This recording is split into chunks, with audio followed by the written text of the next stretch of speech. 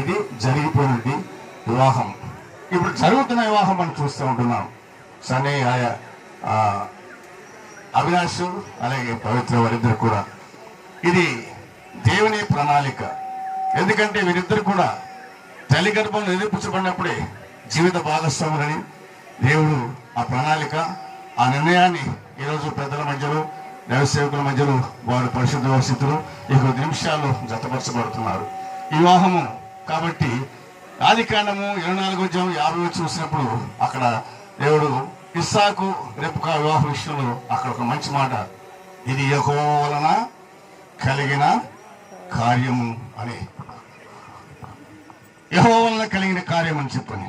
కనుక మరి ఈ వివాహ బంధము మరి మోషేలో లేకుండా వారు తల్లిదండ్రులు కానీ ఇది కాదు, కానీ ఈ దేవుడు ఏర్పరిచిన నాన్న సంకల్పం. వీరిద్దరు కూడా భూమి మీద వారికి ఒక కుటుంబంగా కట్టబడి వారిద్దరు కూడా మరి భార్య భర్తలుగా ఈ భూమి మీద వారు జీవించాలని చెప్పని, వారు ప్రభు బిడ్డలుగా జీవించి మంచి కుటుంబంగా కట్టబడాలని చెప్పని దేవుని యొక్క ప్రణాళిక చిత్తాన్ని మధ్య మధ్యలో జరిగిస్తూ ఉంటున్నారు. ఇది ఇప్పుడు రెండో వివాహము మన మధ్యలో ప్రత్యక్షంగా జరుగుతున్నటువంటి వివాహం. ఈ వివాహానికి మనం అందరూ కూడా ఆహ్వానితులుగా ఉంటున్నాం.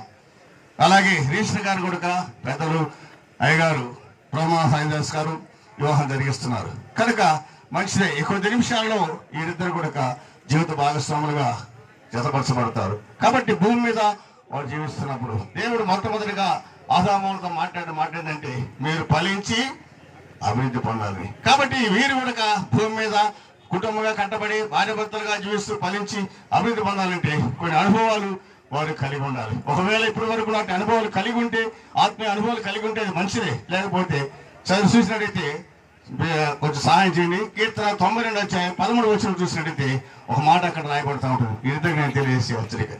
కీర్తన 92:13 ఒకసారి ధ్యానించుకున్నాం. యెహోవా మందిరములో నాటబడిన వారు మన దేవుని ఆలయంలో ఆవరణములో వర్ధిల్లే వారిగా ఉంటుంది. మీరు భూమి మీద వర్ధిల్లాలన్నా, ఫలించాలన్నా, అభివృద్ధి పొందాలన్నా ఏం చేయాలంటే మొదటిగా యెహోవా మందిరంలో నాటబడాలి. ఎందుకంటే ఇప్పుడు లోకంలో ఉంటున్నాం. లోకం నుంచి ఎవరైనా సరే వారు కానీ ఇంకొకరు కానీ లోకం నుంచి తీయబడాలి. ఎక్కడ నాటబడాలి? మందిరం నాటబడాలి. అక్కడ మందిరంలో సమృద్ధిలో వీరు అభివృద్ధి పొందే వారిగా ఉంటారు. మొదటి అనుభవం. ఎందుకంటే చూసినట్టయితే యోహాను సువార్త 15:5 చూస్తే ద్రాక్షవలె నేను, తీగల మీరు, ఎవరు నా యందు నిలిచి ఉంటాడో వాడు బహుగా ఫలించేవాడిగా ఉంటాడు. కాబట్టి నేను ఫలించాలా, అభివృద్ధి పొందాలంటే మనం నాటబడాలి, సంఘము సహవాసం కలిగి ఉండాలి, అలాగే దేవుని వాక్యములు ఎదగాలి. అలాగా ప్రభుత్వం అంటగట్టబడినప్పుడైతే మీరు ఆశించబడతారని చెప్పని విషయంగా తెలియజేస్తాం. కాబట్టి అక్కడ అంటుంది నాకు వేరుగా ఉండి మీరేమీ చేయలేరు. కనుక ప్రియ మరి అవినాశ్ అవే పవిత్ర గుడిక తెలియజేస్తాం. ఇట్టి అనుభవము మీరు కలిగి ఉంటే అది మీకు ఎంతో ఆశ్చర్యకరంగా ఉంటుంది. రెండవ మాటగా చూస్తే కొలస్సీ పత్రిక 2:6-7 చూసినట్లయితే అక్కడ ఇంకొక మాట మనం మంచి మాట చూస్తాం. కొలస్సీ పత్రిక 2:6-7 మనకు ఉంది. కావున మీరిద్దరు కూడా ఒకవేళ అట్టి అనుభవం కలిగిన వారిగా ఉంటే, కావున మీరిద్దరు ప్రభు అయిన క్రీస్తు యేసును అంగీకరించిన విధముగా ఆయన మీద ఏర్పారిన వారి ఇంటి వలె కట్టబడుతూ మీరు నేర్చుకున్న ప్రకారము విశ్వాసమందు స్థిరపరచబడుతూ కృతజ్ఞత చెల్లిస్తూ విస్తరిస్తూ ఆయన ఎవరంట ప్రభువులో ఉండి నడుచుకుంటే మీరు ఆశీర్వదించబడతారు. ఇంకో మాట కూడా చూస్తే ప్రసంగందము 4:12 చూస్తే ఒక మంచి మాట చూస్తామండి. ప్రసంగందము 4:12 చూస్తే ఒక మంచి మాట చూడగలుగుతాం. చదవండి.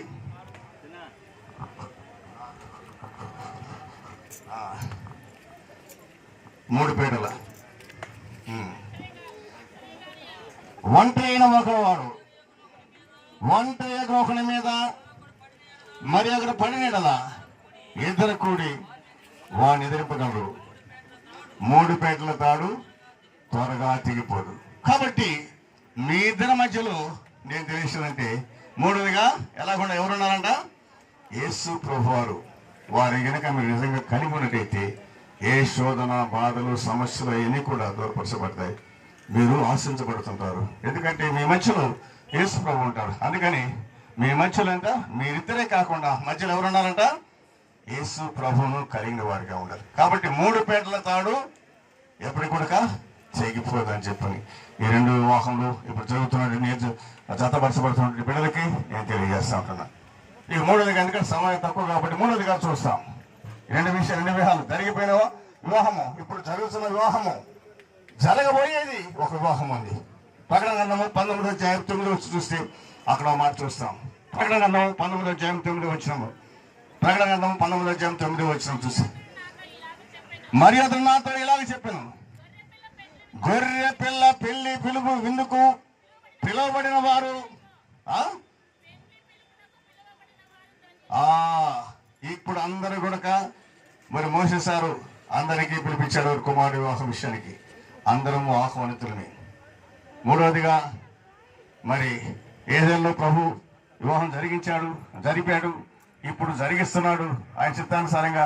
3వదిగా ఆయనే వివాహం చేసుకునే పోయాడు. సంఘ వధువుగా ఆయన మధ్యాకాశంలో వివాహం చేసుకునే పోయేవాడు ఉంటాడు. అది 6 సంవత్సరాలు వివాహం జరుగుతూ ఉంటుంది. ఆ తర్వాత భూమి మీద వివాహాలే ఉండవండి.